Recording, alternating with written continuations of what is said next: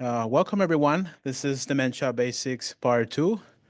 So you guys did the homework? No, I'm just kidding. I'm just kidding. Every day, that's a good answer. Anyways, welcome again to this session. I know there's some people in house. Also, we have about 20 people online, and we're just waiting for people as well to arrive. I know there's a lot of traffic. So welcome back to Dementia Basics. As I said, is Part 2, type of dementia. And we're lucky, very lucky to have our speaker today is Dr. Frank Canufo. Dr. Frank Canufo is a physician at Bruyere Memory Program, also chair of primary healthcare dementia research at Bruyere Research Institute. Also a scientist with H. Well National Center of Excellence Network. In addition, an associate professor with the Department of Family Medicine at the University of Ottawa.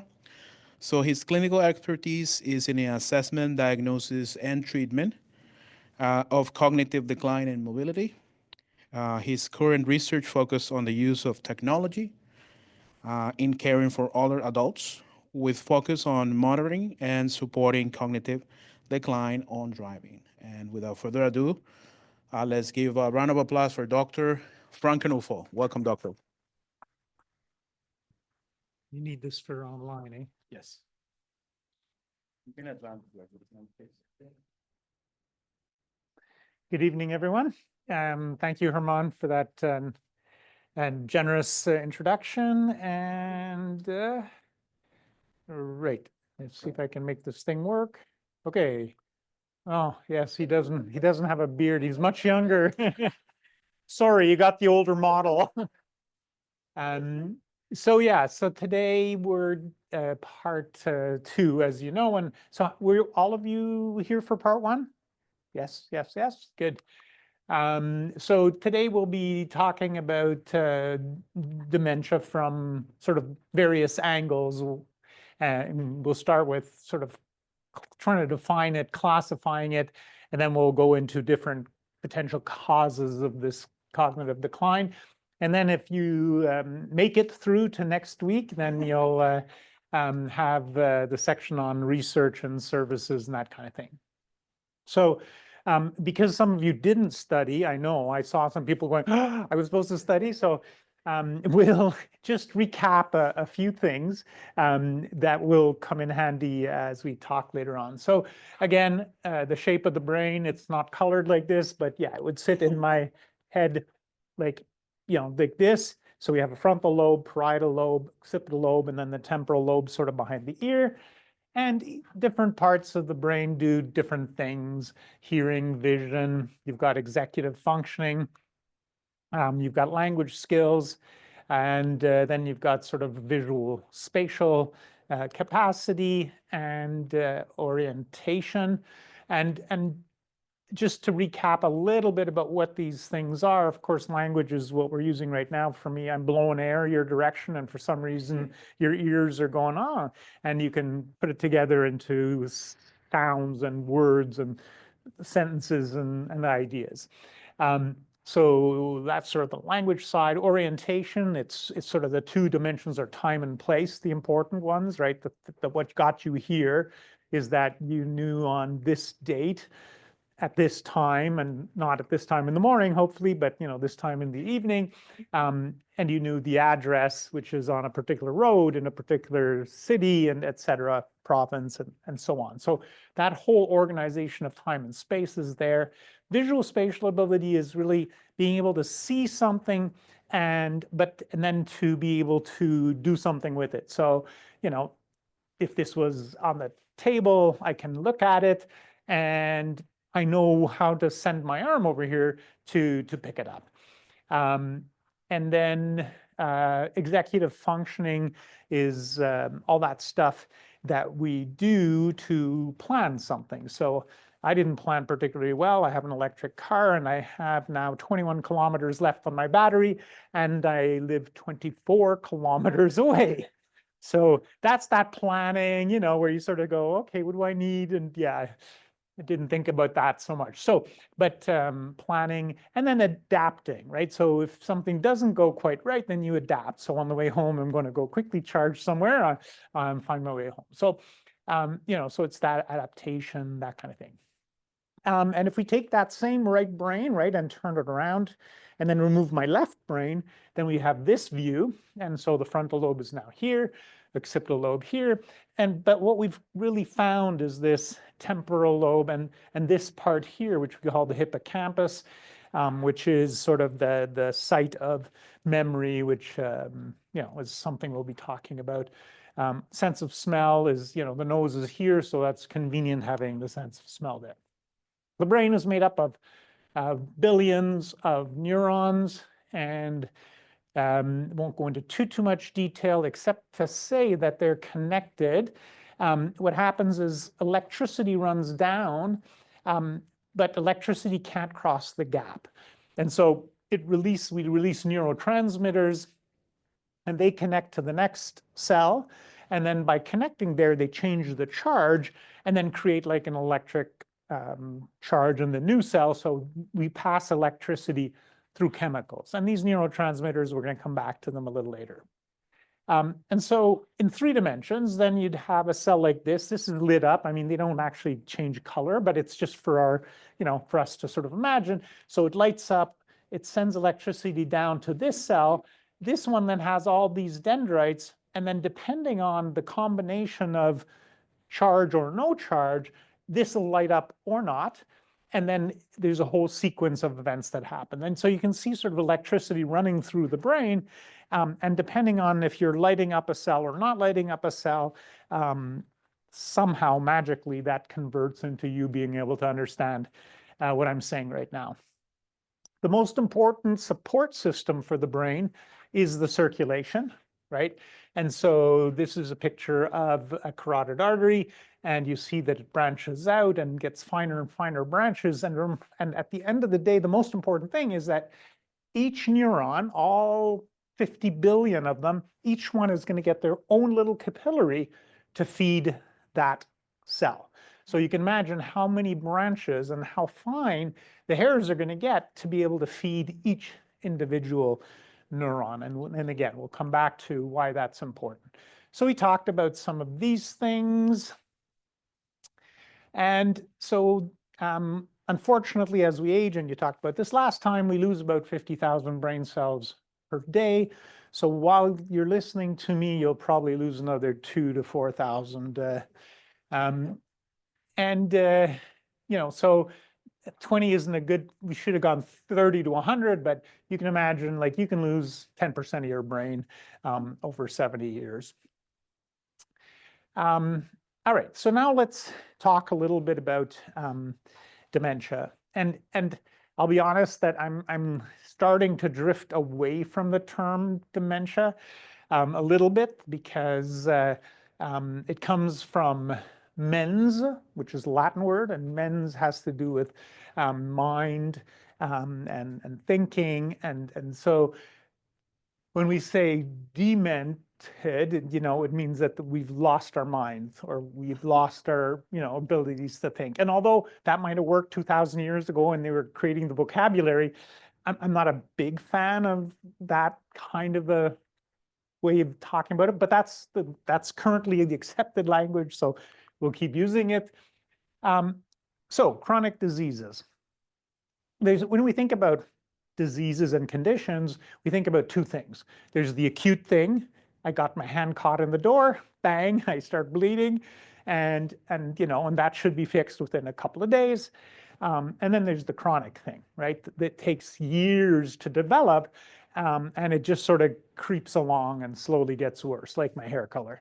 But so in this case, this is just an example, but arthritis, and many of you may have it, or you know people who do, but again, it takes decades, right, to develop. Right in our current state of affairs, the best we can do is try to treat the symptoms, right? So the inflammation or the pain or whatever. We can replace a hip, but that's kind of not cheating, but it's not really a treatment. But so Chronic diseases like arthritis, chronic lung disease, chronic kidney disease, chronic heart disease. Dementia is a chronic disease of the brain, right? And so, it's not, we just have to think about it. It's not going to be like a pneumonia. I take antibiotics for 7 days and I'm good to go, right? It's different. Right. So before we sort of go into the transitions from aging to what I prefer to talk about is neurocognitive decline, moderate to severe neurocognitive decline with functional decline, but for the sake of argument, we'll just call it dementia for short. But there are activities of daily living, right? And then so there are two types. There's basic activities of daily living, which have to do with my own personal self. So I have to wash. You hope I did today. I have to dress myself. I have to feed myself, right? So these are things that are really related to my body. Then there are instrumental activities of daily living, and these are the activities that we do to function in society, right? So I might share jobs with my wife, and so I might make some meals, but she might do the vacuuming or whatever, right? So it starts getting communal. We need to function today, manage finances. We have to do shopping. If we have medications, we have to take those, etc. So you can see sort of the basic activities of daily living are really just taking care of my body's basic needs. And then this is more higher level things, managing the computer and so on, instrumental activities of daily living. So this is probably the most important slide of the night.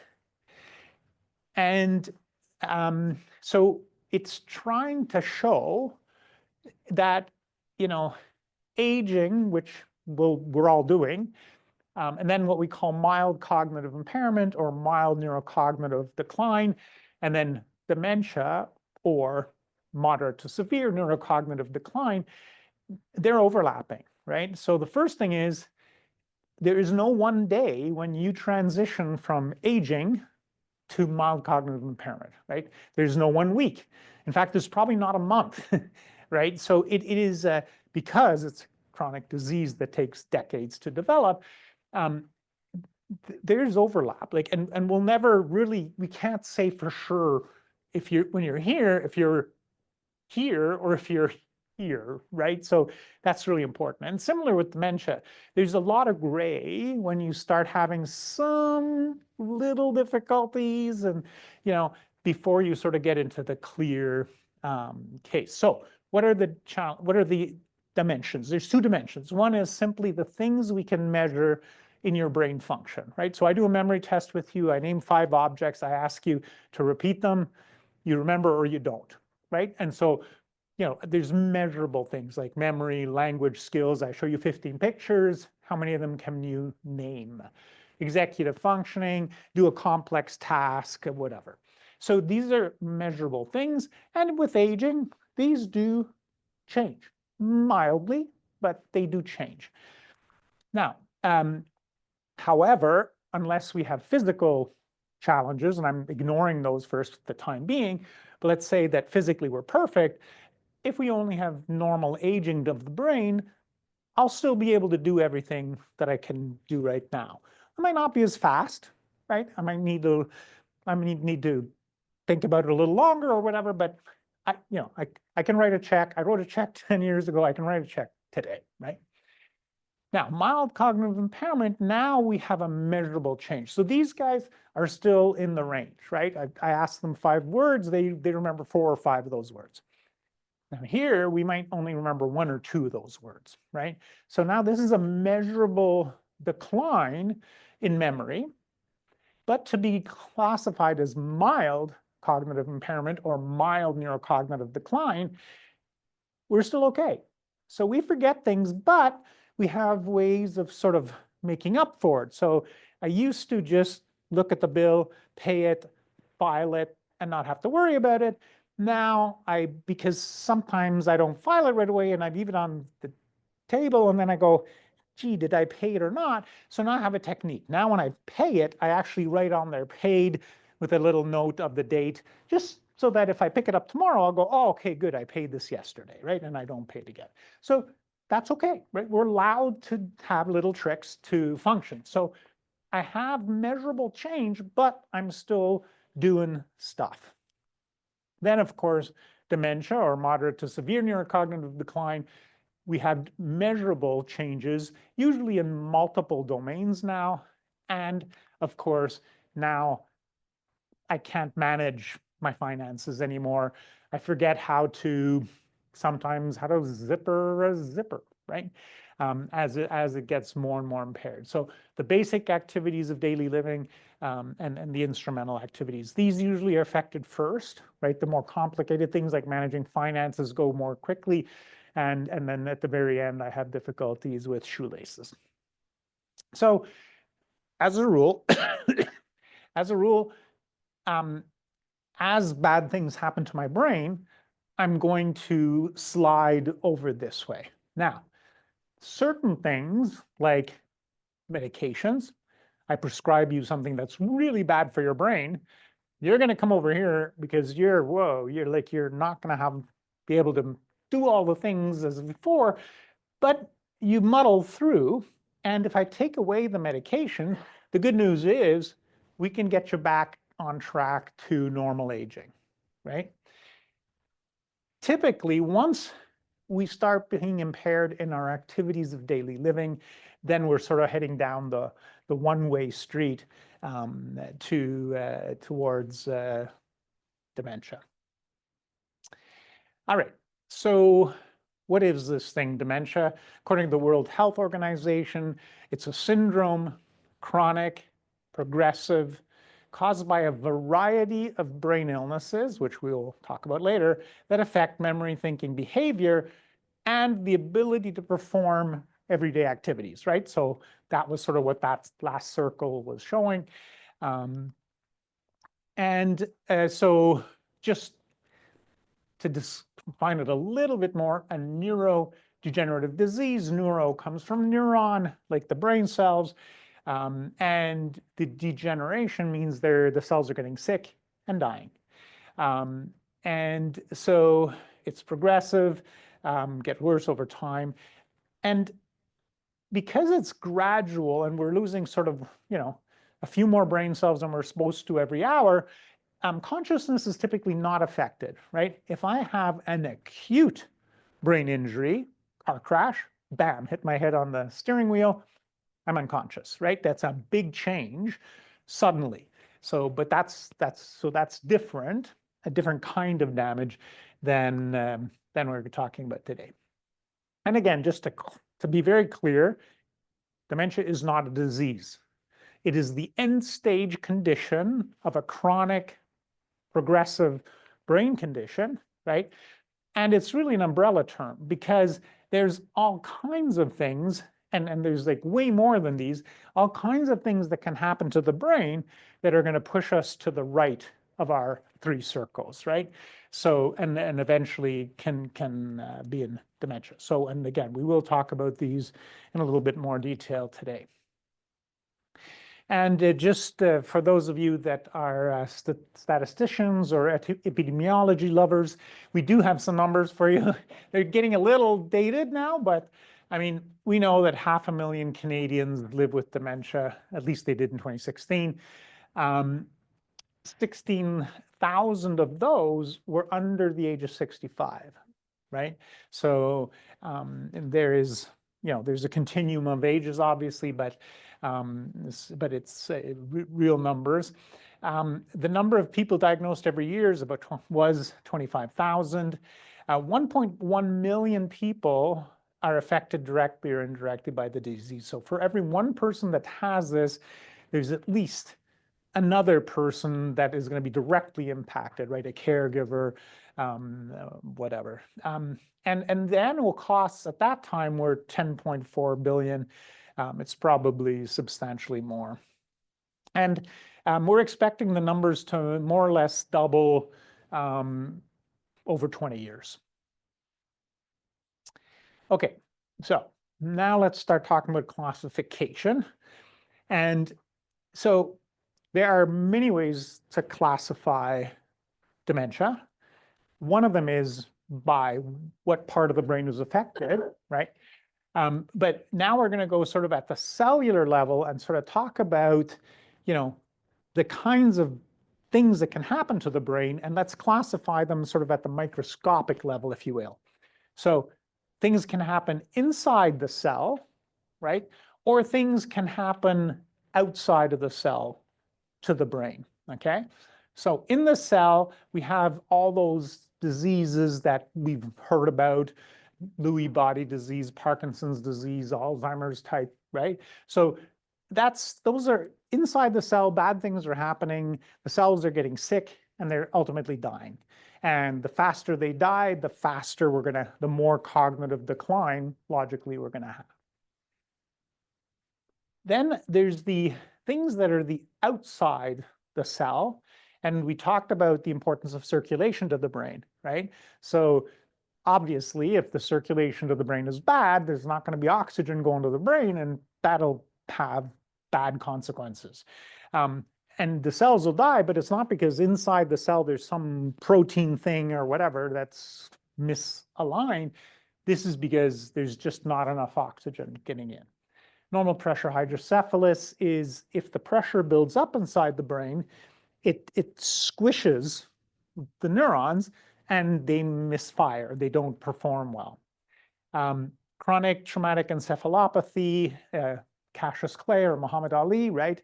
That repetitive trauma to the brain, it can't be good. No, it's not. And so there is such a thing as, a chronic external brain damage.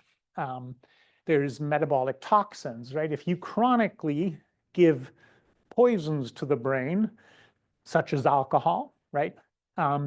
You can burn out your brain, and Korsakoff is the type of dementia associated with alcohol. An acute traumatic brain injury can cause, but it's more acute, right? Can cause cognitive change, and of course, infection can as well. If it's an acute infection, hopefully we can treat it and things get better, but if it's a chronic infection, it can take, over years, like syphilis, right? Neurosyphilis. If syphilis sort of gets into your brain and sort of gradually, it can blow up over years and years, like 30, 40, 50 years later. And then same with HIV. So there are certain infections that can cause.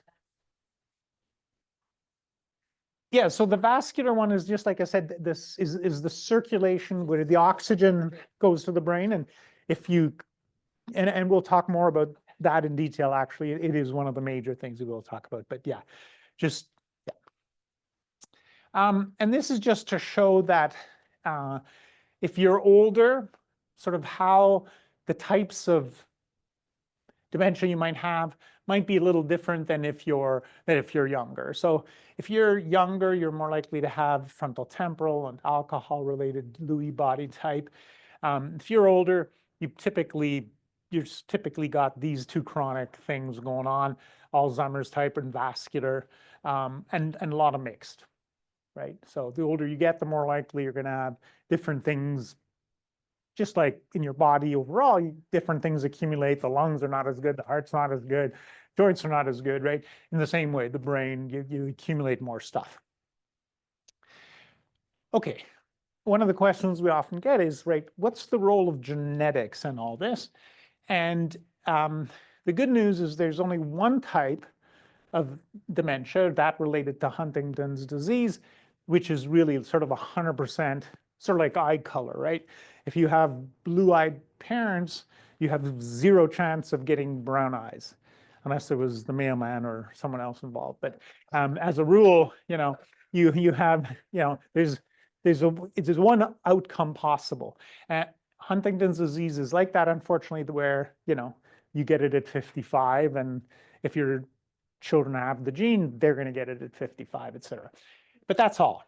Everything else is really on the spectrum, right? Genetics is always going to matter a little bit, but it's not a definitive decider, right? So, if we talk about sort of the Alzheimer's type, it's actually not that important. It's only about 5% of your risk is associated with sort of a direct family member. Vascular dementia, it's kind of a mixed picture. It's always messy, vascular dementia, and then we'll talk about it later. But if you have the same illnesses that your parents had that cause the circulation to be broken, then you're going to have a similar risk of your brain getting broken. So hypertension, elevated cholesterol, diabetes, right? All of these vascular conditions, and especially if you have all three, right, you get a bonus for that. So if your parents had that, it will over time affect their cognition. And if you have all three, then over time it'll, so it's not directly genetic, but I mean, if your parents were heavy smokers and you're a heavy smoker, yeah, there's a little bit of genetics, but there's also some environmental, right? Some of the social, whatever, as well. So that's why I'm saying it's complicated. We don't put a number to vascular dementia, but I always say, to my patients or to the families of my patients, there's a vascular risk factor here. Take care of your heart. If you're taking care of your heart, that'll help your brain, right? Frontal temporal dementia has a little bit higher risk. Lewy body, not so much. And Parkinson's, again, a low risk. But just to give you an idea, genetics is not a definitive thing, right? All right. So we're going to jump back a little bit to the developing brain, because if we can understand how the brain develops, then if things start going south, right, if it undevelops, it's kind of makes more sense, right? So when we're born, we don't know anything, we don't know anybody, but over time we recognize voices, right? Our mom's voice, we'll recognize that. Probably the smell a little bit, right? So if mama picks us up, we're good. If stranger picks us up, right, we're not so happy. So very basic, right? And then we learned a little bit of motor control. We sort of put it up our head and boom, it's a heavy head. So it takes a while, but eventually we learn single words, ma, hala, right? Boy, girl, right? Over time, we learn even more body control. We get more and more muscle control. We're able to stand up. We learn to walk. We can follow one-step instructions. Go over there, right? We can start to use a spoon. We can hold it and sort of the peas go a little bit flying, but we're getting there. And over time, as we grow, right, we understand more. Now our vocabulary grows. So we have boy, girl, mother, daughter, sister, right? So we have all more and more variations on themes. We learn more things like dressing. We become continent, right? We don't need our pull-ups anymore. Then we learn sentences, right? So we can put a string together. John runs quickly, right? See John run. We can differentiate boys, like boys, but there's Bob and Bill and Frank, right? And we improve our concentration, and then we can read not only a sentence with a picture, now we can do a paragraph in a picture, and eventually we don't even need pictures anymore. We can just read, right? And if we take mathematics at the beginning, it's like 1, 2, 3, 4, 5, and then 5 and 5 is 10, and then it's 2 times 5 is also 10, right? And then we learn the idea of there's so many dollars in the pot. You add a few more, you take out a few. How much is left, right? So we can balance a checkbook, right? And then eventually we manage. I just made up a number, $60,000 budget, but I mean, a family budget, we can balance it, and we know if we can afford to go to Hawaii this year or not, right? And so that's the image of the onion, right? We start with one little spot, and then we grow rings and more rings, right? We keep adding rings of knowledge and experience. Now, when we have cognitive decline, neurocognitive decline, the cells are dying, cognition, it's impacting our thinking. So when we have neurocognitive decline, we start by losing the most complicated thing we learned. We forget how to balance a checkbook. We have difficulty with basic mathematical, processes. Our concentration deteriorates. We get shorter sentences. We communicate much more concretely, right? And you can see sort of the picture, right? So we learn, and that's why I talk about the onion, right? Because we start off as a spot and then we grow into this onion with multiple layers, but then this disease sort of peels the onion. And so when families ask me, so what's going to happen next? I go, well, I can't tell you because I don't know what the order of learning was. So I don't know what the order of unlearning is going to be. And it's also personal, and it also matters where in the brain things are happening. But as a rule, we can say, the most complicated IADLs are going to go first. Simpler IADLs are going to go next. Eventually, we'll hit basic activities of daily living like dressing. Eventually, continence, right? And we'll have no words, right? All right. So far, so good. Wow, I really blew. I have a strong voice. I shook it right off the wall. Okay, then we'll start talking about different subtypes. So I think that speaks for itself, right? Massive shrinkage in this brain. So with aging, right, if you are 110, your brain might look like this as well. But if you're 72, your brain shouldn't look like this, right? We've declined way more than we should. So Dr. Alzheimer, he was a physician, German physician. In 1907, he was using techniques to color brains, and he had a particular patient where he was a young woman, 51 years old, and he looked at her brain and he described sort of two sets of changes. Inside the cells, and you see sort of here's the healthy ones. They, here these are starting to get a little wrinkly, like they're starting to shrivel a little bit. So he described these tangles, neurofibrillary tangles, and then he said, look, there's also these collection, these weird spots in between the cells, and these plaques. And over the years, we figured out that amyloid protein is involved. And in fact, the neurofibrillary tangles, that when this breaks down, it's because of a tau protein. And these are collections of misfolded amyloid proteins. So if you slice a brain and you color it in a particular way, you can sort of highlight some of these things. And now in some scans, we've been able to do some of this. They're not in common clinical practice, but for research, these are techniques that are certainly used. And again, in 3Ds, like a nice pretty brain. And then here, the shriveled neuron. This one is starting to, and these big plaques that are kind of in between. And we sort of have what we call a classical progression. So it starts here in the inside of the temporal lobe, the hippocampus, right, where it's short-term memory that's affected. But then over time, it sort of spreads. It affects the language more. It affects executive functioning, planning, doing, judging. If I didn't do this right, how am I going to fix it, or can I fix it? And then eventually, the whole brain is affected.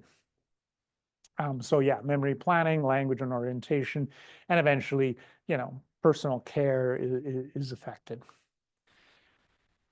So if we go back to a version of our interconnecting circles, right, the changes that Dr. Alzheimer described, we can find them in healthy brains, like healthy people, right? So there are people that are aging normally that will have some of these changes. There are people that might have more of these changes that might have mild cognitive impairment, right? And then there's some that'll have moderate impairment and then severe impairment, right? So all along the spectrum, you can have these changes in your brain. And of course, to recap, there are measurable changes in mild cognitive impairment, but preserved activities.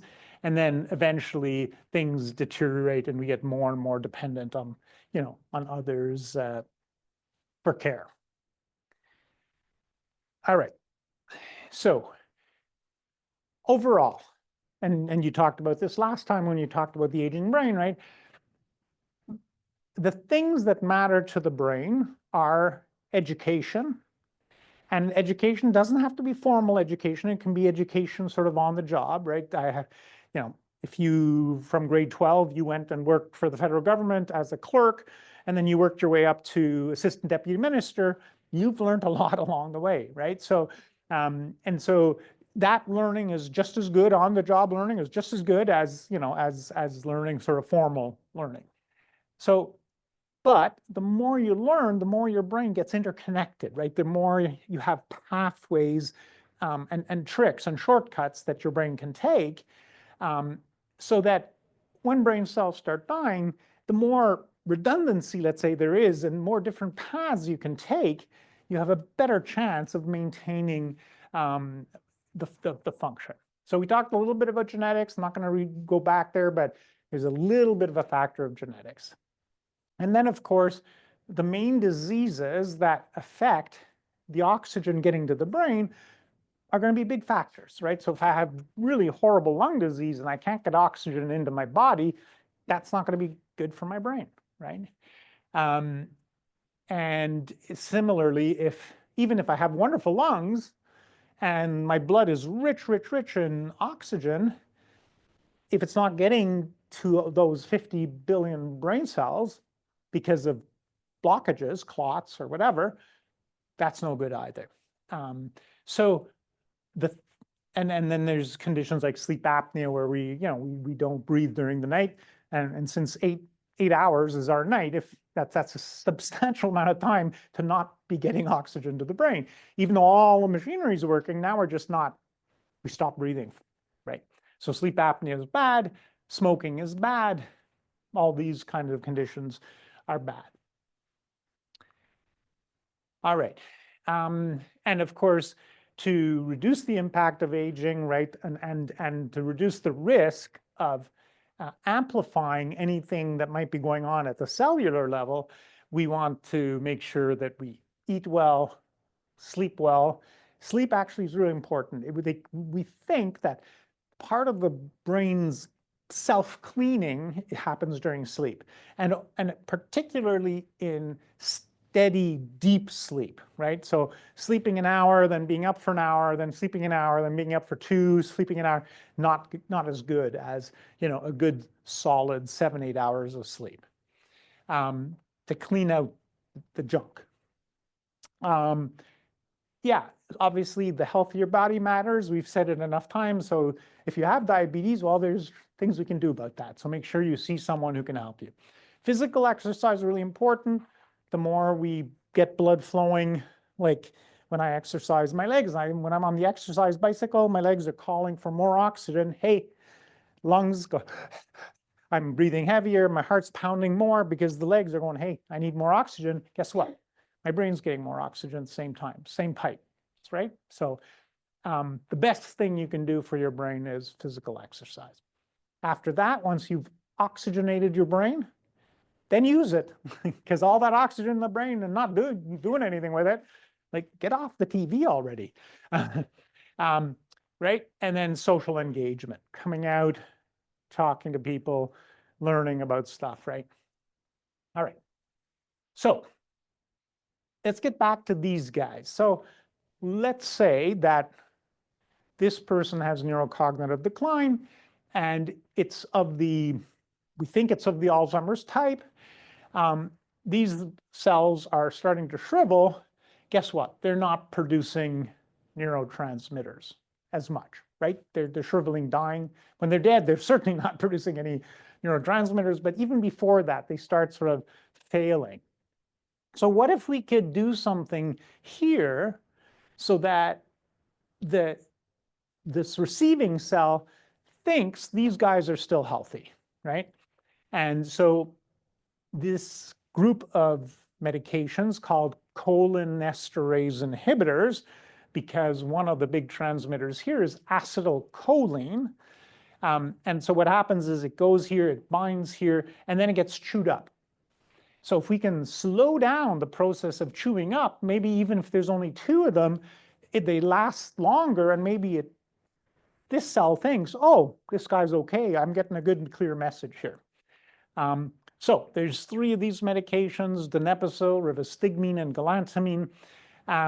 And you can see they were sort of discovered or made available 96 to 2007. The last was the patch, the rivastigmine patch. Fun fact, galantamine comes from the bulb of the daffodil. And 4,000 years ago, if you can read the scripts in the pyramids, if you read very carefully, they talk about the daffodil as being a brain protector. So 4,000 years ago, it took us only 4,000 years to produce it. But fun fact. Just like any medication, though, it has a purpose, it has a thing. Its thing is to stimulate the brain. Unfortunately, there are receptors for acetylcholine elsewhere in the body, including the bowels, the bladder, and the heart. So bowels and bladder, they get stimulated. So now I eat, I take this pill, it stimulates my stomach. The food can go one of 2 ways: up, throwing up, nausea, throwing up, or it can go down, but so fast that I don't absorb it properly, so I get diarrhea, right? So nausea, bloating, diarrhea, 1 out of 8 people that take these medications will get that. 1 out of 8 will get increased bladder contraction. So in particular, my golf players don't love me when I put them on these medications, because as out there in the 18 holes, there may only be 2 or 3 little outhouses. So this is not, it's not a great, if you get the side effect, that's not necessarily a great thing for quality of life. Nonetheless, these are the only medications technically approved as of today in Ontario for the treatment of dementia. There's one other medication, and that is memantine. It's a completely different beast. It blocks the blah, blah, blah receptors. It was actually designed to treat diabetes. And 20 years later, we dropped some in a petri dish somewhere, and the nerve cells that had this outlived the nerve cells in the other dish where it hadn't dropped in. And we said, wow, this protects nerve cells. Maybe it can protect the nerve cells in the brain. There was a couple of weakly designed trials. I mean, remember, this is the 60s. That's when I was born. So we weren't really good in those days at designing trials. But the evidence is not super strong. And because of that, the Ontario drug benefits actually doesn't cover it. So some private insurances do, but yeah, Ontario doesn't pay for it. So that's trying to address exactly what's happening in the brain when we have dementia, but there's all these other things that happen, like sleep patterns get out of whack. We might get depressed early on. We might notice, I can't do this anymore. Like, what's going on with me, right? It's like, and so we might get depressed or anxious. And some people, just from the rewiring of the brain, they might actually get, paranoia, psychosis. I've had patients that have thought that they were in a war, right? So literally looking out the window and going, they're coming, and hiding under the bed, right? And so, and then of course there's hallucinations where, where you can see things that aren't there. Some wonderful patients have said, yes, well, the bunnies have come to see me again today. And I go, oh, they have they?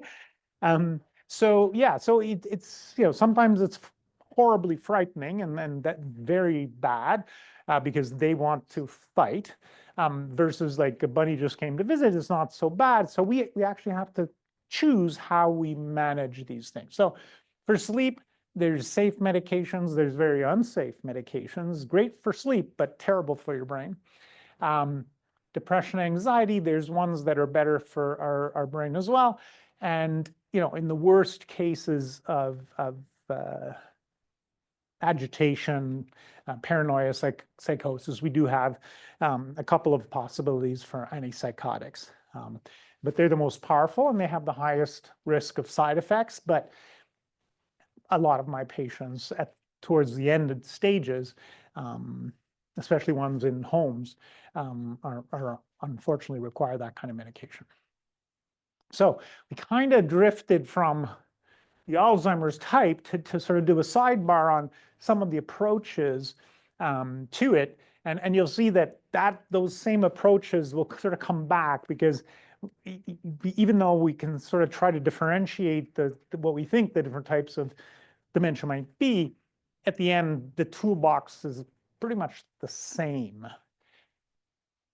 So now we get to talk about vascular dementia. So if we think about the circulation and we break off or block a big branch of the circulation of the brain, there's going to be a whole chunk of the brain that's not going to get oxygen, and it literally converts to water.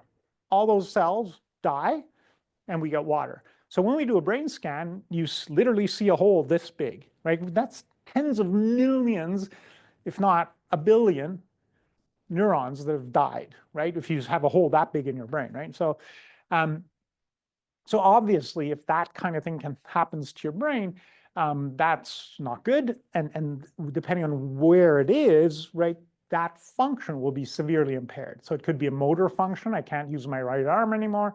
It could be my speech, right? If it's language center, it might be my speech. There is the stroke itself that can cause it. There's a term that we call post-stroke dementia. It seems like people that have had a stroke, they might be okay for like 4 or 5 years. They do their rehab. They seem to get better functionally. But then they sort of start drifting off later. So hard to know exactly what that is, but there's sort of the damage that happens acutely, and then there's the damage that can happen later.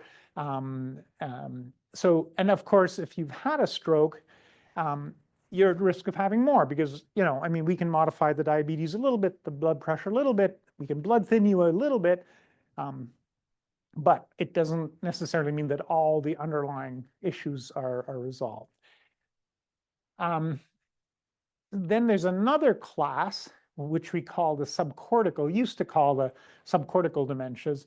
And it essentially means all of the inside of the brain, not the outside where all the gray cells are, but sort of where the filaments are that connect all the different parts of the brain. And so it's the small vessels, right? So microvascular disease deep in the brain. And yeah, so there can be mechanical things that happen to the circulation, like cholesterol buildup, right? Just narrows the blood flow. And obviously, the more of these little spots, because these are not big holes, they're tiny holes, but the more of those you develop, eventually, right, it's going to have an impact. Just like, getting knocked out 150 times, eventually there's going to be something that'll happen. And of course, part of the challenge is that depending on where this is happening, it'll look very different, right? So I can be not able to walk, but I can talk and think. Or, the other extreme, I can walk, but I can't communicate, right? So depending on where that damage happens, even those micro ones will mean different symptoms. So when we think about sort of the so-called Alzheimer's type, right, it's memory, then it becomes this, then it becomes that, then it becomes that. And it's more or less a sequential. Here, if this goes first, then I'm going to have difficulty seeing and doing visual spatial stuff. If this goes first, it's my language. So diagnosing is a lot harder, right? Because it's kind of mimics a lot of other stuff, and it becomes a lot more difficult. But let's just look at it again, right? So the smaller the vessels get, the more eventually we go to one cell, but before that, there's multiple, and there's sort of crossover. So you can see here, right, you've got this clot in this vessel. This is a cutaway of one vessel. So you can see that there's less oxygen coming this way. There's still a little bit coming this way and this way, but this whole region will be affected. But it won't be like, it won't be a hole like if we cut like right here, right? If we cut here, then everything down here is going to be dying, right? But just when you get to smaller branches, then there's a little bit more redundancy. And on a scan, we can actually see these. So these little white spots, these are the so-called microvascular changes. And that, would typically be someone who's diabetic or longstanding hypertension. Right. And so what's a little bit unique about vascular type is that, as you can imagine, if you get a clot, something happens. But it might not be, you're not going to be paralyzed, right? Like a big stroke, but you might wake up and then and you're having a little bit more difficulty finding your words, right? And so the family goes, oh, that's weird. Yesterday, pretty smooth. Today, a little bit word finding difficulty. Oh, well. But then there might be stability for a long time again. But then, whoops, another thing happens. Whoops, now it's a balance. Like now your balance is off. And so one of the things that's sort of is the hallmark of this is sort of that stepwise progression, rather than being just a gradual, steady decline, which is sort of more the cells are dying and they're one after the other gradually, right? This is more bang, bang, bang, right? So you're getting that kind of stepwise. The other thing is, before you block a vessel completely, you might block it a little bit. And then, whoops, the blood flow comes back. Whoops, it goes away and it comes back. So you'll have these fluctuations, right? And so different times of the day, the blood flow might be a little different. If you've just exercised, right, the blood flow will be different. So you'll have this sort of fluctuation, which is not as typical as if the cells are dying, and you don't usually have good days, bad days. But in this vascular one, you're going to be more likely to have that kind of thing. Again, depending on where the things are. But if you have enough of those, you're going to affect the speed of processing. I call it the Queensway effect, right? If it's freshly paved, whew, smooth as silk, your traffic just flies through there, right? You have a pothole, the people come up, slow down, get through it, and then go back. So one lane might be a little slower, but it's still flowing overall. You're just going to add maybe 2 minutes to your trip. You put 100 potholes on there, all bets are off, right? Because now everyone's stopping at a different time and slowing down and trying to restart, and people are changing lanes, and it's like chaos, right? So the more of these little microvascular damage things you have, for sure, the speed, to get from one end of the brain to the other, if you like, is going to be affected. Language seems to be very sensitive. That language center, very sensitive to the circulation changes. Fine motor, right? Not the gross motor, like I might be able to walk, but maybe I have more difficulty doing like a bow or something really fine. And memory it's not that the memory is gone, it just takes me longer to remember stuff, right? And so I call it sort of that slowing effect of the memory. And because of this, because it's not starting with memory, I'm more likely to recognize these changes within me, right? Someone who has a pure memory problem, they forget things, and then 5 minutes later, they forgot that they forgot the thing, right? These people are more likely going to forget something. It's going to be a big crisis, but they're going to remember that happened, right? So yeah. So those are the kinds of hints that, as clinicians, we use when we're trying to think how much vascular is happening.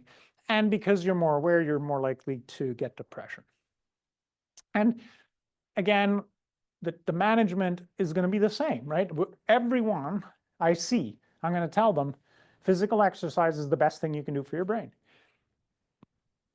stimulate your brain, different parts of your brain, do language stuff, do thinking stuff, do visual spatial stuff, right? So exercise your brain and then get out and use it. Of course, we'll treat depression if we need to. We can trial a cholinesterase inhibitor. We're not as sure that it's as effective in the vasculars as it is in the sort of pure cellular changes, but we'd give it a shot. And then, of course, because it's a circulation problem, we need to make sure we're not causing more of this damage, right? So we want to be careful about treating the things we can treat. Okay, about vascular, we're good. So now we get into the miscellaneous bucket. So frontal temporal dementia, we talked about this as sort of a younger population typically. It's a little bit more familial. Interestingly, the tau protein, the one we just talked about for Alzheimer's type, it's also can be affected, but there's a particular form of it that seems to be sort of particular to the frontal temporal. But if you think about it, these microtubules inside the cell are like the structure, like the bones in our body, right? And if the bones go, if whatever the cause of it, the body is going to get floppy. So any problem, anything affecting those microtubules, you're going to end up with shriveled cells and they're going to die eventually. So it makes sense that there's not just like the Alzheimer's type can't own tau. There's other things that are going to have tau. So, right, this brain doesn't look too bad here, right? Pretty chunky, but then here, the frontal part, right, really thinned out. And then here, again, much more of this gap from the shrivel. So frontal temporal, right? So now we've gone back to kind of the macro picture. All right, first part of the quiz. What's going to be affected in frontal temporal dementia? Executive function for the frontal part. And then for here, language, right? And one of the things is going to be language because the language center, hearing language center is in here. So we actually have two types, right? Depending on where it starts. There's the frontal type, which is more that executive functioning type, but also behavior, right? Because we lose the insight, right? I can't tell this joke here because I'm getting recorded, right? I know that, so I'm not going to tell that joke, right? So I can inhibit my thoughts, right? So whereas people that have more damage in the frontal lobe, they won't. So they're disinhibited. They'll say whatever they think. The family members say it's horrible when I take them when we go to a restaurant because they'll say you're too fat, you shouldn't be eating that, right? Just because it's sort of and they're probably right, but I mean we just don't say that as a rule, right? So, so they're more likely to overeat because they go, oh, a donut, how nice. Oh, it's really yummy. Oh, there's 12 more. Wow, right? And they'll just inhale them because they're yummy and right. There's no ability to say, whoa, how many calories do I really want? And how is it going to affect my vascular cognitive impairment, right? Planning judgment is affected. And we said it's a little bit more likely to be familial. Then, of course, we have the temporal type. It's going to take a little bit of lubricate my voice a little bit. And there's sort of two main types. There's lots of subtle variation, but there's sort of two main types of temporal of the linguistic type, what we call the progressive non-fluent aphasia. So this person is in the middle of a sentence and can't find the next word. So it becomes hesitant when they speak, right? So it's literally like you're going, right? You're waiting, and you're very likely to give them the word if you know, right? Which of course is bad because then they start losing more. But so it's word finding. They just can't think of the name for that thing that they want to talk about. So, and at the beginning, it's just the odd word here or there, but eventually, like it's like literally, like I sort of mimicked, right? It literally is like it takes 5 times as long to have a conversation, right? Because there's so many missing words. Um, these people are typically very aware that they have this problem. They go, I don't understand why this is happening, right? So they're very aware, and they're going, like, I don't know, I didn't used to speak like this, right? Um, sometimes they'll have some physical findings as well that are Parkinson's-like. The other one is what we call semantic aphasia. Semantic is we lose the meanings of the words. So the way I describe it is it's sort of, I'm in the right drawer. So let's say family is the drawer, right? I open the drawer and I pull out, I'm looking for wife, but I pull out sister, right? So these patients will come to me and say, I'm really glad my sister brought me here today, um, policeman. Yeah, it's not great, but instead of doctor, right, he says policeman, right? So, and instead of wife, he says sister. So they open the drawer and pull out the wrong word. And at the beginning, you sort of go, okay, he said sister, but I know it's a female, so I'm going with wife. Because the wife's going, no, I'm not his sister, right? We share a bed. That's bad. But so that was not disinhibited right there. So that, at the beginning, right, you can sort of imagine what they're trying to say, but eventually all the words are the wrong words, right? So that it makes no sense at all. So like literally they're speaking fluently, but because all of the words are wrong, it makes, you don't know what they're saying, right, at all. And because they're quite happy spilling all those words out, they're not aware of their deficit. So they're looking at you going, okay, I just asked you a question. Why are you not answering me, right? So they get frustrated, but they're not as aware. So two types. I mean, there's more, but as a rule, those are sort of the major ones, right? I can't find the word, like my vocabulary is breaking down. And then there's just, I can't get the right word. I pull out the wrong word. I'm in the right drawer, but I got the wrong word out. So in frontal temporal, I mean, we can try the cholinesterase inhibitor, but it's rarely successful, I'm going to say. It's the behavioral issues that are the most difficult for families to manage, right? Like going to the restaurant and, right? Those are the really the hardest things.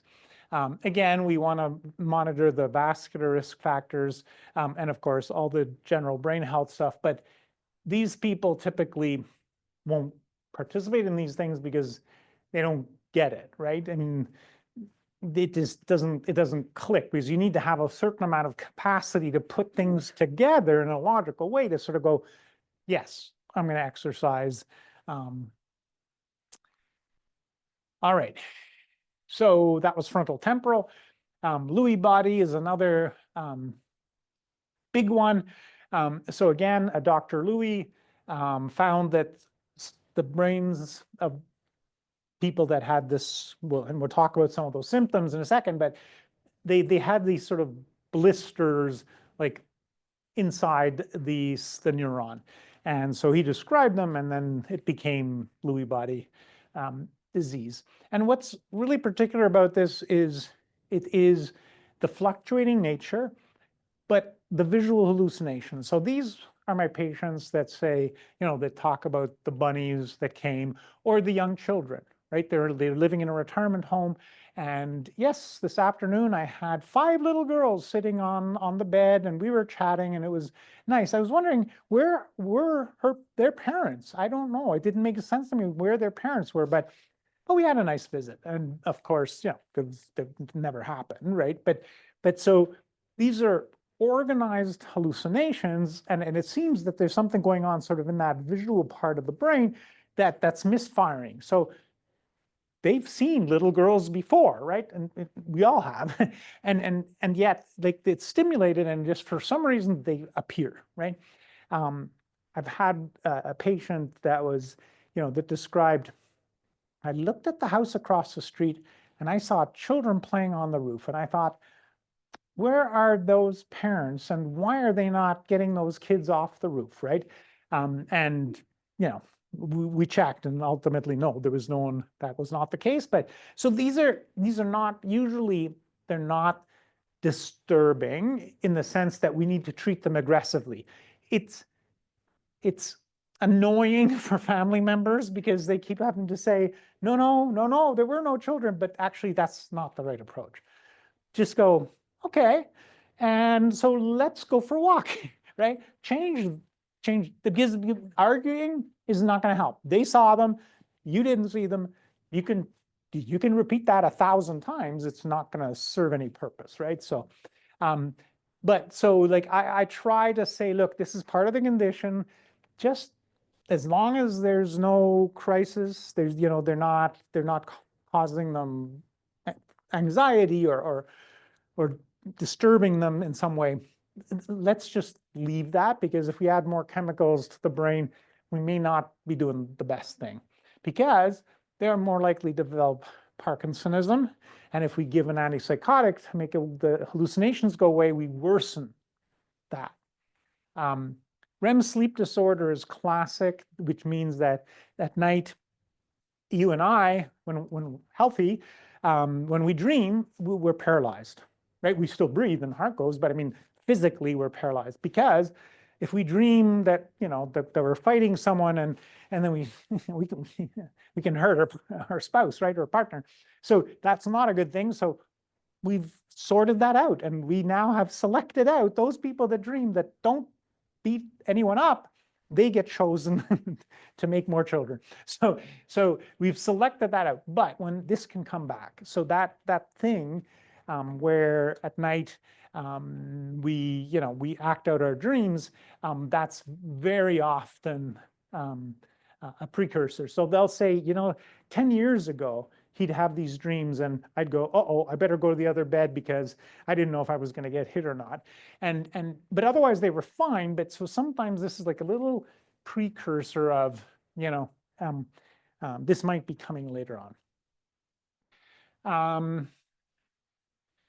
Right. So because it's, again, an intracellular disease, and depending on which parts of the brain are affected, eventually memory is impacted.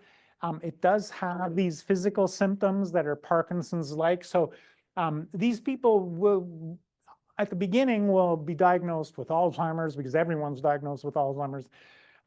Or if they have a lot of this sort of, gait problem, and then they'll go, oh, you have Parkinson's disease. But it's a cousin, but not quite.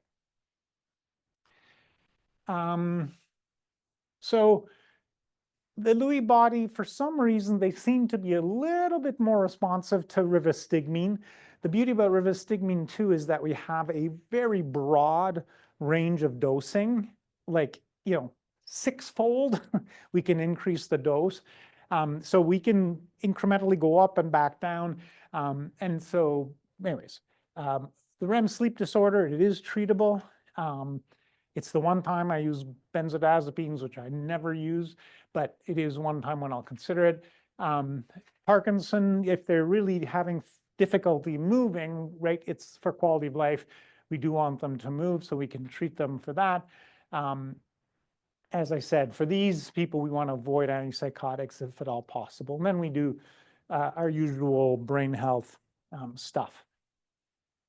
So just to distinguish them a little bit more, so Parkinson's disease, it's very clear where it starts. part of the brain called the substantia nigra. And it's like literally right there. And it affects the sort of the first thing that usually happens is this sort of resting tremor, right?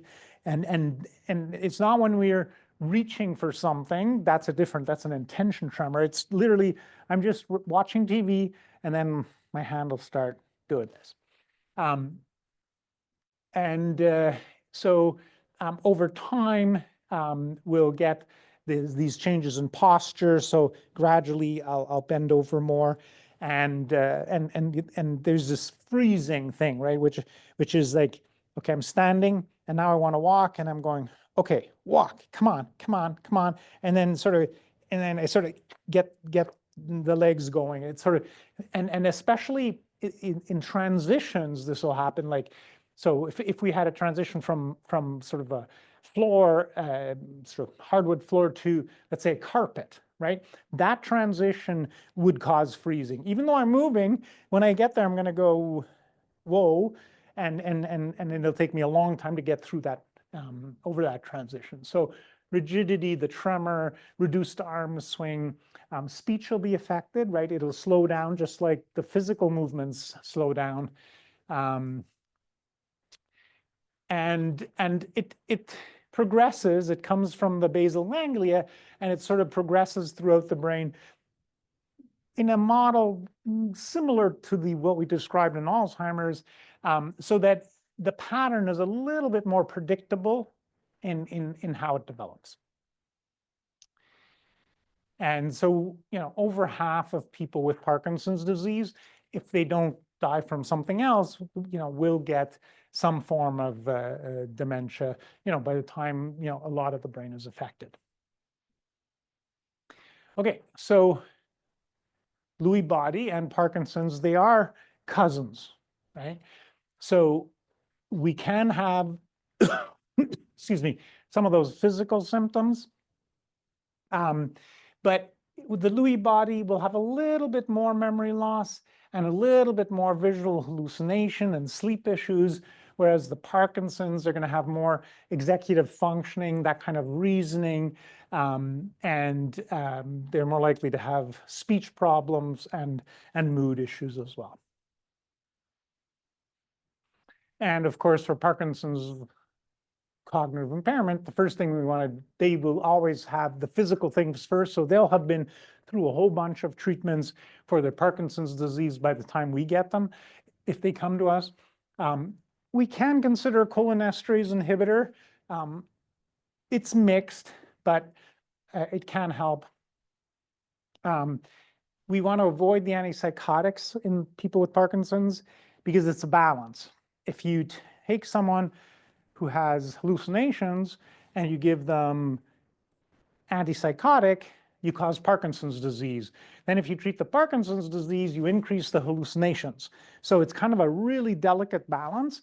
And once you have, like, you're off because of a condition somewhere in that, it's really tricky because, we treat them to improve their mobility, and now they're seeing, like, movies and all kinds of things are going on. And that can be disturbing for family.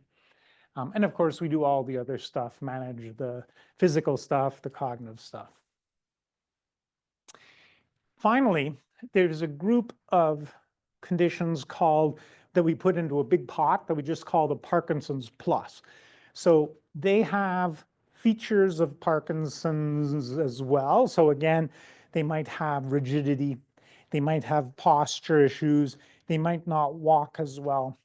But they have a more executive dysfunction, and often they'll have language difficulties. Like, sometimes they'll actually come and say, there's a problem with my speaking, but then I examine them and I go, whoa, he's got like these jerky movements, and like he's fighting me when I'm trying to examine him, and I'm going, and then they'll say, yeah, we've noticed that a little bit, but so if you put that together, you might come up with something more Parkinson's plusy. And again, depression seems to be linked in this one as well. Again, these are really hard to treat. Cholinesterase inhibitors rarely do anything. The Parkinson's medications, we can try it, but because it's not a real Parkinson's disease, we're sort of coming at it at an angle, and it may or may not be terribly helpful. I've not had great success in my Parkinson's plus people.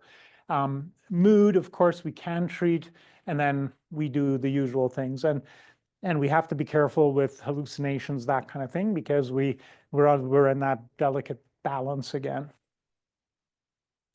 Okay, so far what we've done is artificially said, this is pure Alzheimer's type, this is pure Lewy body type, this is vascular, which is a mess. But in reality, when we do autopsies in series, we get way more mixed pictures than we'd like to admit. And so what that means is that if we're trying to treat one thing, but there's three things going on, we're going to be less successful as a rule. But trying to diagnose it gets messy, right? So if I have a speech problem, I got a little bit of Parkinsonism, but I probably, and I have this visual spatial thing, I go, well, that doesn't really fit with anything, but maybe the language and the stiffness are Parkinson's plus, but we also had a couple of mini strokes in the back, which is causing this visual spatial thing, right? So if we have a mix, all bets are off, right? I mean, we don't know. I mean, it could be all vascular, right? Just these three places happen to be hit. So it's tricky, and then it explains in part why, we truly, honestly can't diagnose the exact type of dementia with certainty, right? The only way we can do it, if you believe that pathology is the answer, which I don't, but because I've argued with pathologists, I said, I don't care what you found in the brain. The symptoms are what the family cares about. We don't care about, plaques and tangles as much as we care about like what happened. They lost their speech. It had to be here, right? So anyways, but if you do, I mean, we do pathology because it's another piece of the puzzle, but they will tell you like, yeah, I saw a couple of Lewy bodies, I saw a bunch of plaques and tangles, but it also looked like the circulation wasn't so good, right? So you'll get, and so, if you look at then, people, if this is pure Alzheimer's type and this is pure vascular, you're going to get all these people, right, that are overlaps. Okay, so that is sort of 10,000-foot view of dementia. Now, there are other things, and I sort of alluded to that at the beginning, right? If I give you bad medication and your brain kind of gets fried, and I can cause cognitive decline that looks like dementia, but it may not be, right? So delirium is what we call the temporary decline in cognition, right? So it's more acute, right? So if I have an infection that goes to my brain, right, it's going to be bad. I'm not going to be thinking clearly, rightly so. But if they give me an antibiotic and maybe some steroids and whatever, within a week or two, I might have come back way from the brink, right? So it appears suddenly delirium, and often because it's so dramatic and there's so much going on in the brain, like it's actually like I'm just shutting down, right? And so I might be semi-unconscious. So the causes of delirium can be anything.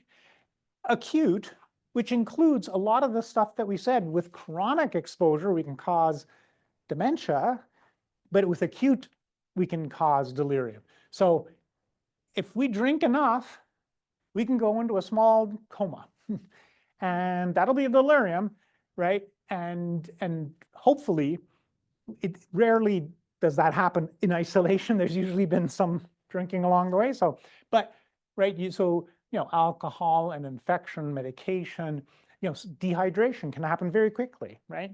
Diarrhea, right? You have a lot of diarrhea, and you get dehydrated, and we don't catch it, and we don't rehydrate you. that'll eventually affect, blood flow to the brain and how you're thinking. Brain trauma, acute brain trauma, anesthesia, right? We're putting you to sleep. We're knocking you out. We're turning off your brain, right? So you don't feel anything, you don't hear anything, hopefully. Yeah. And then, of course, there's just high fever by itself, that sort of that reaction that our body has to severe illness, that can actually cause a delirium in and of itself. So in medical school, we used to talk, when I went to medical school 100 years ago, we had the 3 Ds. So dementia, delirium, and depression. And why? Because if you're severely depressed, you're not going to get up. And if I ask you, when was the last time you made a meal? You'll say, I haven't made a meal in a month. Is it because you've forgotten how to make a meal, or is it because you just don't have the motivation to make a meal, right? Your concentration will be affected. There's this big black cloud hanging over you. So, you're not going to be able to come here and pay attention and me throwing 70,000 pieces of information at you. You're not going to manage that, right? So there is going to be a limitation on your cognitive abilities because of depression. But, classically, it's that mood, loss of interest, enjoyment, reduced energy, sleep either not at all or all day long, right? Eating either not at all or all day long, right? So you can see how it kind of overlaps, but it's usually more recent, right? And it's not like over the last 10 years there've been changes. It's like over the last month or 2 or 3, right? And if you're severely depressed, right, over, it may be that, and if people didn't notice, it could be months, right, before we detect it. But as a rule, if we treat it with the right antidepressants, and if we need to, electroconvulsive therapy, right, for severe depression, we can bring people out of this state, and they can come back, and they'll return to how they were. So it's not a permanent change. So there is this weird conundrum that we have where it seems like a subpopulation of people that have had chronic depression for decades, some of those look like they're developing dementia. And it may be that their depression has just been so bad that it literally has turned off parts of their brain. So it's a possibility. On the other hand, people with early cognitive decline that are noticing these changes are more likely to get depressed, right? So there's this interaction between depression and major neurocognitive decline or dementia that we don't completely understand yet, right? What's the chicken and what's the egg? Or is it just, are they confounding factors for each other's diagnosis? We're not 100% sure. Right. That's what I said. Does depression unmask cognitive impairment underneath? Amplify it, right? So make it more visual. We're not sure. Right. And so if we try to compare the 3 of them, I mean, this is very small, and I think you might have it in your slides. So I'm not going to go through them all, but again, delirium and depression are going to be more acute. Delirium is going to have a change in mental state, right? Because there's an acute trauma to the brain. There's fluctuations, right? So depending on, an infection isn't sort of a steady state thing. Like there'll be a bunch of bacteria that grow, and then our immune system tries to attack it, and then a bunch of them grow again. So you get this kind of wavy thing going on. So you might be in and out, right, of delirium. That's much less likely to happen in depression, right? If you're getting more depressed, now there is manic depressive, but that's a different thing. But and they don't happen like from day to day, right? It's like you may be manic for a few months, and you might come back to normal, and then you might be depressed for a few months or whatever. But so you don't have that fluctuation. This is more gradual. This is the most gradual. This is more acute. And the thoughts can, in delirium are more bizarre, they're disjointed. Whereas depression, it's more slow. It's just, how old are you now? Whatever, 70 something, whatever, right? So, so they look a little different. The person with dementia goes, huh, that's a good question. Why don't I know the answer to that, right? So again, we do quick screens, right? What's your age? What's, when were you born? What's your address, right? And that can help. These people, they know, but it just takes a long time to pull it out of them. These people will tell you anything, might answer a question completely bizarrely. These people go, huh, that's a good question. And then they'll turn their head to look at their partner.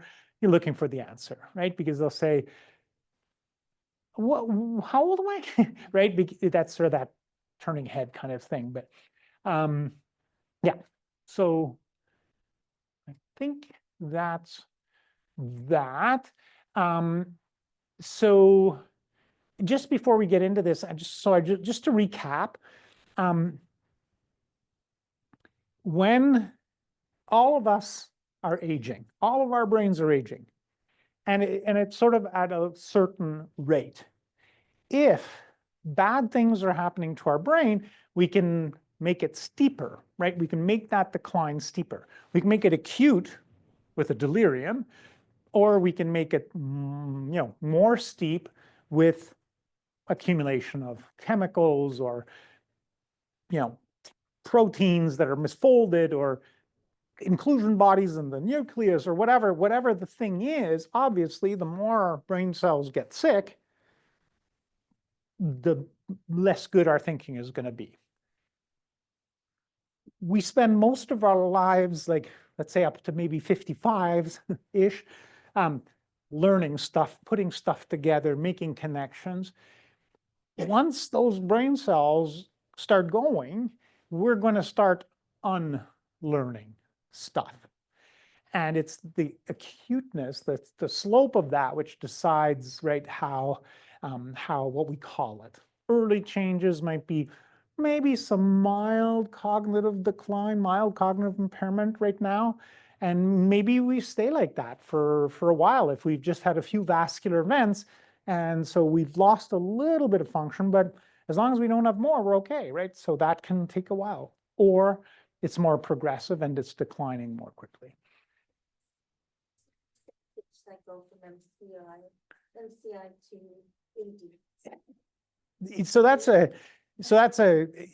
AD. And remember, you can have AD MCI, you can have AD normal, and you can have AD dementia. So I'm assuming you're saying moving from AD MCI to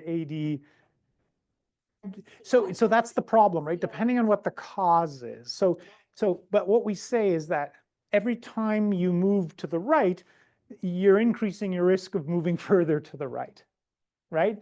So I don't like to give percentages because, if you take 100 depressed people and treat them well, successfully, all 100 are going to go back to normal aging, right? If you take 100 people whose brains are damaged from alcohol, vascular changes, Alzheimer's type changes, maybe a couple of Lewy bodies thrown in for good measure, right? Those people are much more likely to progress, right? Because they have all these things that are accumulating in their brain. So the more of these things that accumulate, the worse your prognosis is.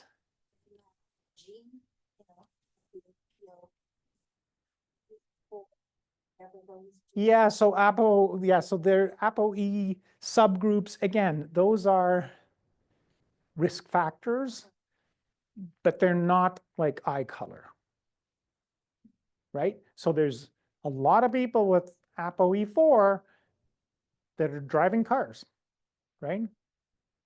And there's a lot of people with ApoE3s that are not driving cars anymore, right? So it's not a one-to-one thing.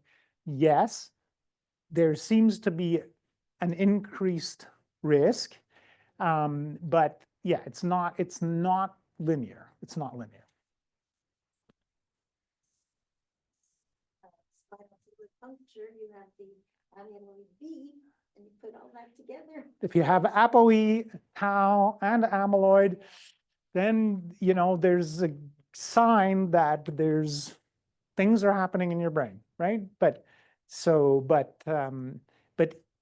even then, we don't know how quickly things are going to evolve. And if you take to heart the things that you can't change what's going on in your brain, but you can change the blood flow to your brain. You can keep your brain active, right? So yeah. So quick couple of things. We do research at Briere. We do a lot of research, and we are always recruiting. And so right now there's a couple of projects that we're recruiting for in particular. So this is the memory support system. So for people with mild cognitive impairment, as I said, if we can structure things for them, they can maintain their function for longer. So there's actually a formal program that was developed in the States. I want to say the Mayo Clinic. I think that it was at the Mayo Clinic. And it was developed in English. And then it went to Florida and they did the Spanish version. And so we said, hey, we can develop the French version. And then once we developed the French version, we said, hey, why isn't this available in an electronic format? Like, why can't we do this like on our phones rather than having like little spiral booklets and whatever? So we are actively recruiting for this project. And this is actually, right now, we're just asking people, what do you think about, for either for yourself or for your loved one, what would you think about, a tool that does this and this and this, right? So that, and it's not long, it's not painful. It's 20 minutes on the phone essentially. We have, as I mentioned, cholinesterase inhibitors, they work on the brain, but they also work on the gut. So it turns out like there's a much more important relationship between the brain and the gut than we kind of thought about up to now. I mean, I've always said, you got to nourish your body. You need a healthy body to support a healthy brain. But there may be more going on than we think. So our guts are full of bacteria, and sometimes there's bad bacteria in there. And so there's a thinking that certain bacteria might increase your chances that bad things happen to the brain. And so if that's the case, what can we do, like yogurt? Can we eat certain types of good bacteria and change sort of the chemical environment in our gut? So that's the research that's recruitment is almost ended, so we'll have to get rid of this slide. But yeah, so this is actually for anyone, and we just collect some poop, and then we're looking at sort of that environment. We have a study that's brain stimulation, so it's a little bit more invasive, but it's about light, and we shine things, and like we sort of try to target certain parts of the brain. And again, this one is about can we bend the curve? It's always about bending the curve, right? And so with this kind of a treatment, so that's Bright Spark and Bright Mind. And this is actually a Canadian product, and a Canadian. We're part of a larger project. Yeah, and generically, so this is a study that actually I'm the PI on, but we are looking at different ways of detecting brain changes. And obviously, we've talked about some of the things that you might notice, right? But are there things that are harder to notice? And so, like speech patterns, right? So all of our speech patterns are changing as we age, but how can we differentiate sort of the normal aging speech pattern from something that's falling off the cliff a little bit more steeply? So there's speech patterns, but there's also eye movements, the way we focus on things or don't focus on things. So like randomly looking around the room, like hopefully I've been connecting with you with my eyes.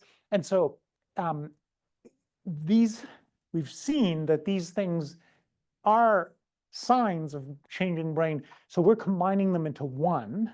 And so we've created a couple of tasks on the computer where we have you tell what's happening, but we also track where you're looking at. And it's a trial that we're running right now on eye movements and speech. And that actually we've stopped recruiting on that one as well, because we're into the second round. So that's it for the formal part.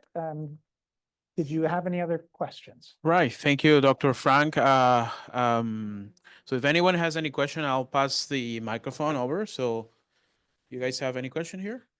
Maybe you can start here.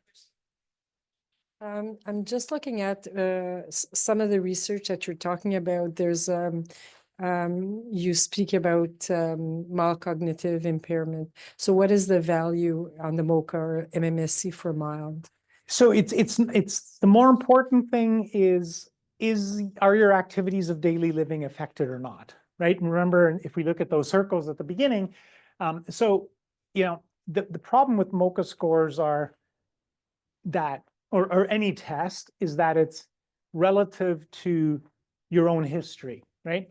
If I did a MoCA test on you in Swahili, you'd fail, right? Not because your brain's not working, just because right? So language matters, education matters. We've talked about that, right? So there's so many factors that affect the scoring that I hate to give scores. But on a MoCA, if I were going to pick a score, I'd say somewhere between 20 and 25, right? Would be kind of the range we look at when we're looking at mild cognitive impairment. But more importantly, they're paying bills, they use the TV remote, they're sending emails, right? So they haven't lost those functional abilities. That's the most important thing when we're trying to have a clean cohort of mild cognitive impairment, knowing that we're overlapping in normal aging and we're overlapping in early dementia, right?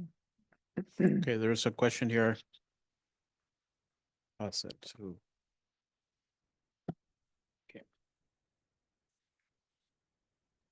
You mentioned the effects of depression, but have you guys studied anxiety as well? The effects of anxiety on brain function? Yes. So if you're chronically anxious, by definition, you have an attention difficulty, right? Because you're always worried about bad things happening. You're not going to be able to focus on necessarily like a long list of whatever, right? So anxiety in and of itself is going to affect how your brain operates, right? And people with chronic anxiety will already have some challenges in the cognitive domain. So is that increase their chances of getting dementia? Maybe not, but if they start having cell death faster than they're supposed to, and they already had some sort of early mild challenges, right? Put those together and it'll probably be worse, right? And so in the same way as depression, chronic depression, and then brain cells start dying, what's the cause? Who's to blame? I don't know, but certainly if you're depressed and have cognitive impairment, it's going to be worse than if you just have depression or if you just have the cognitive impairment. All right. Oh, there's another question here. Sorry. Thank you. My question is about Lewy bodies. My aunt actually was diagnosed with Lewy bodies, and she had, hallucinations about the house burning down, seeing my uncle who is since dead 20 years ago. It seemed like it came on very quickly. She was very healthy. She was ballroom dancing till her mid 85s. And then boom, it seemed like in a 18-month span, she was like totally out of it, so to say. In your own experience, what percentage of your patients have been diagnosed with Lewy body, and how quickly is that, point of diagnosis to where they evolve to being totally No, out of it? impaired. Yeah, impaired, totally impaired. Yeah. So again, we have to look at the onion. And so what, and then we have to look at the amount of damage, right? Because sometimes there's a little bit of damage that's accumulating, but it's not so obvious. But then if you add a particular symptom to it, so hallucinations or whatever it is, all of a sudden, like, you'll amplify things, and then all of a sudden everything will show up. So what we often see is that when a partner leaves, passes away, everything is all of a sudden amplified, not because it wasn't there, but because the partner was managing, right? Was not covering. I hate using that word, but when you're a couple, when one person is less able to do something, the other takes over. When the other person is less able, the other person takes over, right? So we can both walk the dog. It doesn't matter, right? Right? So, but when you, and if it's taken many years, then all of that, like, incremental coverage, like, you have to be really alert to kind of catch that. So when the partner dies, it looks like all the stuff is showing up, but it's been there, but it's not. So I hate to, okay, so first of all, as a rule, Lewy body is diagnosed earlier on in life. So that doesn't mean that she doesn't, that she might certainly have, like, I don't know anything about her. So, but depending on the amount of accumulated brain damage, right? That is what's going to be translated into abilities. And so, it's hard to, first of all, Lewy body is rare, not because it's rare, but because it's rarely diagnosed, because it's rarely that clear and by itself. So if you got a bunch of vascular things going on, and then you get a couple of Lewy body cells thrown in, like, say, for good measure, then, but if those cause, like you say, those hallucinations, that trauma, and especially if the hallucinations are bad, which is more rare in Lewy body, like, generally we can live with them, kind of thing. But if they're bad, then, it can so affect the person that they lose a lot. It amplifies, right, things that have been going on. So, I mean, that doesn't really answer the question, but I would say that there's no, you can't generalize. Like, and I keep trying to say this, like, we look at patterns, right? So there's the Alzheimer's pattern, but there are no two Alzheimer's patients that are the same, right? Because none of our brains are the same. Twin brothers that are in the same career, that married similar women, their brains have still experienced different things because their kids are going to turn out different, right? And they're going to have different experiences. So there's no absolute way of describing it. What I would say is that, the things that are causing the most trauma, the most dramatic change, if we can attack those, right? I don't mean to attack in a negative way, I mean in a positive way, right? With medications or whatever, behavioral changes or whatever, environmental changes, then that's the best we can do, I think. And so, that's where I would be putting my effort, is to see, how can we minimize these occurrences, right? And whatever that is, but it's a challenge. I mean, that's why there's geriatric psychiatrists. That's a specialty on its own, because, you know, those, especially for the more severe changes, and, you know, and especially the dramatic hallucinations, like, you know, I had a patient watch a war movie, and then that was all he needed. And then from then on, he was looking for the Germans coming across the field, right? And it's just, it was just, who would have known, right? And not a million years would have, you know, it was just a random movie, right? But yeah, so a little trigger can really cause a lot of damage, unfortunately, for sure. All right, so let's see if we have any question from the online crowd. If you have any question, you can type it in on the Q&A box. So I'll be happy to read it for you. I can see there's a question here. So how does the brain access words in the drawer? Is it similar to a table of contents? Are certain words categories impacted by dementia? All right, so yeah, so I was trying to do, thank you for that question. I was trying to sort of create an image. Semantic dementia or semantic aphasia is where the words lose their meanings. And so the way I was trying to describe it is, right, like there's a drawer of four-legged animals, and there might be a cow, a horse, a dog, a cat. But when I'm speaking and I have semantic dementia, I will come up with the wrong one, right? I might want to say, I have a nice dog at home, you know.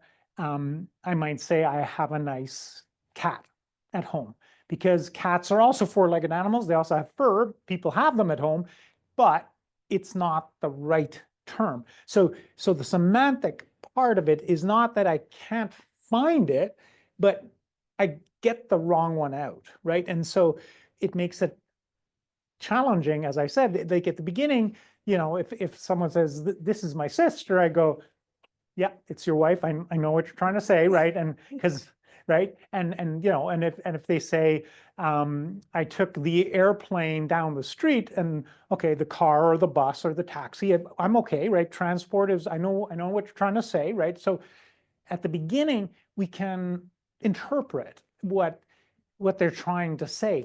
But once, you know, half of the words in the sentence are the wrong words, not wrong, I mean, I'm trying not to be judgmental, but is not the word they're thinking of or the thing they were trying to communicate, right? But so when that, at some point, it's meaningless for us, right?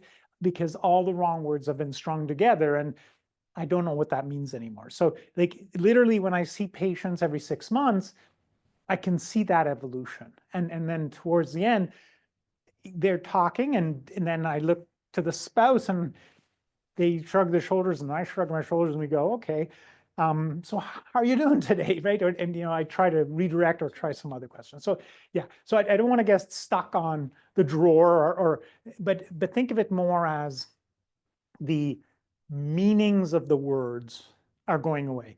One type of aphasia is I can't find the word.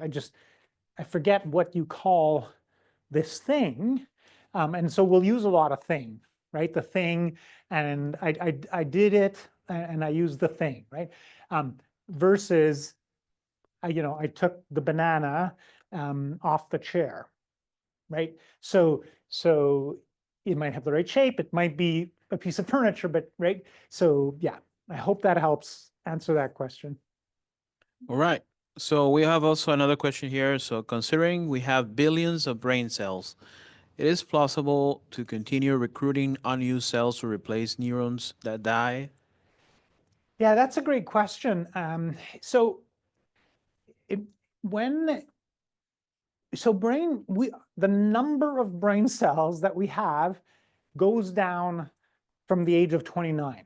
So on average, you know, we develop our brains up until the age of 29. We divide, you know, and then we have tons of brain cells. Now, I don't know how many of you think you were your smartest at 29, right? So after 29, the number of brain cells are going down, but we're still making connections, and we're making them at a rate exceeding the number of brain cells that are dying, to your point, which is exactly right. We're recruiting more connections. We're losing a couple brain cells here and there, but we're making more connections so that we're at our best cognitively, 45 to 55-ish. I'm on the way down. I'm over 60. So, but we're sort of at our peak, right? At our peak in speed, but in clarity, in like putting things, abstract things together. Like we're kind of at our peak. After that, and that's why I go 45 to 55, because it's going to be different for everyone, but somewhere in there. And then after that, the additional brain cells we're losing, we're not able to make up for anymore, right? Because we've kind of made as many connections as we can. And so at some point it starts falling off. So, and again, we're all falling off. Like I'm not as sharp as I was 5 years ago. I mean, I made these slides 7 years ago, 7 years ago.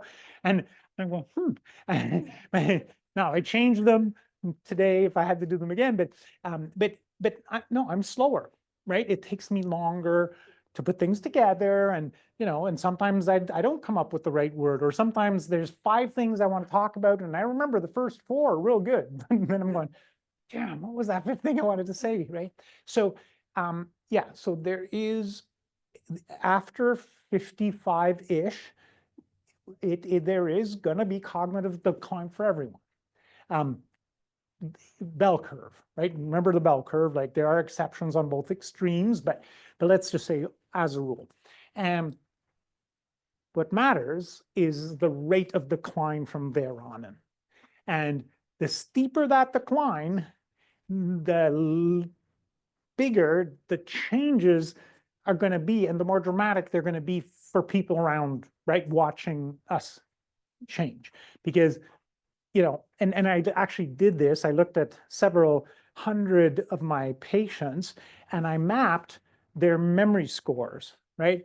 And there were ones that barely changed, like they would lose a point or 2 on 100 every year. There was a group that, and I knew who they were, that would lose 10 points a year, right? And then there were ones that was sort of 5, 4, 6. And so, yeah, they're declining, but it's definitely not like these guys, but also not just sort of normal aging, right? So it's really that angle of decline that's the most important factor. And the more brain cells die and the more connections you lose, the more it's going to impact your function, and the more you're going to peel that onion, and the faster you'll peel it, right? So it's that slope, for lack of better term. I think on the same note, someone asking, please address about neurogenesis and neuroplasticity. Okay. That's okay. Sorry you didn't get the coffee. Yes. So great questions. Neuroplasticity, I think you talked about that last time. But yes, so we don't lose the ability to make connections completely. We don't. Like the cells are alive. They can make connections, and they can make new connections. So when we say, if you're 65 and you're not working anymore, the best thing you can do for your brain after exercise is to keep your brain busy. So learn a new language. Like learning a new language, you are creating new connections in your brain. You're going to have to make shapes with your lips and tongue that you've never made before. And so you are creating new connections. So the neuroplasticity is, with the cells that are remaining alive and healthy, yes, we can make more connections. But with exercise, we can also support the brain cells. So we can increase the vessels flowing to these brain cells. So that's more mass as well. So we can literally build the brain and make it heavier over time by doing the right things. So absolutely, You know, neuroplasticity doesn't go away, but if we, like I said earlier, if we kill off enough cells, it doesn't matter that the remaining cells can make all the connections they want. It's not going to be enough to maintain the thinking and eventually to maintain the function. Because it's going to be, the sequence is brain cells die, I start having more difficulty with cognitive domains, so the memory, the language, the visual spatial, and then it's gonna affect my ability to do things, right? And because if I have enough difficulty in these domains, it'll eventually affect my ability to do things, so my function. And function, at the end of the day, ironically, is probably the thing that we care most about, right?